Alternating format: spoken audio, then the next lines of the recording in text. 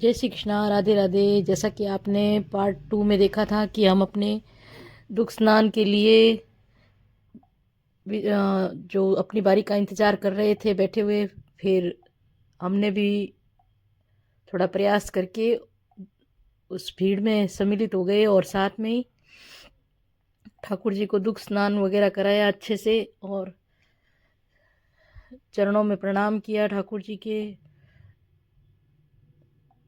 दुख सेवा में धीरे धीरे भीड़ लगी ही रहती है, आसपास लोग खड़े रहते हैं तो ऐसे लगता है भीड़ है, लेकिन ज़्यादा भीड़ नहीं थी। तो फिर हमारा नंबर भी आ गया था। उसके बाद हम ठाकुर जी को दंडवत प्रणाम करके और सारे दर्शन वगैरह करके और बाहर निकले। तो सबसे पहले की हमने पेट पूजा और हमने खाए गर्मा गर्म पोहे, कचौरी और पी चाय और यहाँ के प्रसिद्ध खम्मन।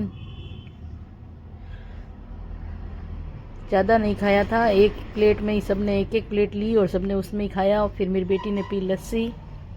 आप सोचोगे कि कुछ ज़्यादा ही खा लिया, नहीं, हमने अपने डाइट के हिसाब से थोड़ा थोड़ा ही खाया था कि जब परिक्रमा करें तो रास्ते में भूख ना लगे इसलिए। और मौसम है वो ठंडा था, इसलिए कुछ गर्म चीज़ खानी तो बनती थी। सब चीज़ें खाने के बाद हमने चाय पी और बाहर निकले। तो छोटे बच्चे जिनमें होड़ लगी रहती है कि कौन छापा लगाए, जिसमें राधे कृष्णा जय श्री कृष्णा वगैरह लगे होते हैं, तो छोटी बच्चियों ने हमारे मुंह पर छापा लगा दिया जय श्री कृष्णा राधे कृष्णा का। और उसके बाद हम प्रणाम करके निकले और सबसे पहले हमने दंडोती शिला को प्रणाम किया और फिर वहाँ से जो गिरिराज जी के पर्वत पर ही श्रीनाथ जी का जो प्राकट्य स्थल है, तो वहाँ से दर्शन प्रारंभ किए। ये मेरे लिए बहुत ही कठिन मार्ग था क्योंकि मैंने चढ़ने में और उतरने में दोनों में ही बहुत समय लगाया और बीच में रुक रुक कर ही बैठ कर ही मैं विश्राम कर के मैं वहाँ चढ़ पाई। अगर कोई सोचे कि मैं जल्दी से चढ़ गई थी तो ऐसा बिल्कुल भी नहीं हुआ था, मुझे बहुत समय लगा था इसको चढ़ने में।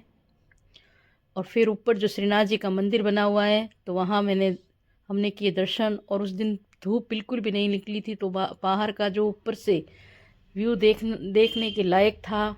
जो दृश्य था वो बहुत ही सुंदर और मनोरम बन गया था। लेकिन फिर भी चलने में भी मुझे विश्राम करना पड़ रहा था। धीरे धीरे विश्राम करके हमने श्रीनाथ जी के दर्शन किए। अंदर से फ़ोटो लेना मना है, इसलिए अंदर के दर्शन के फ़ोटो नहीं है। फिर हमने ऊपर से ही देखा ठाकुर जी के जो तलहटी है जो उसमें बसे हुए गांव जतिपुरा के मनोरम दृश्य का दर्शन किया। और उसके बाद हम निकल पड़े, क्योंकि बंदर थे तो धीरे धीरे ही निकले।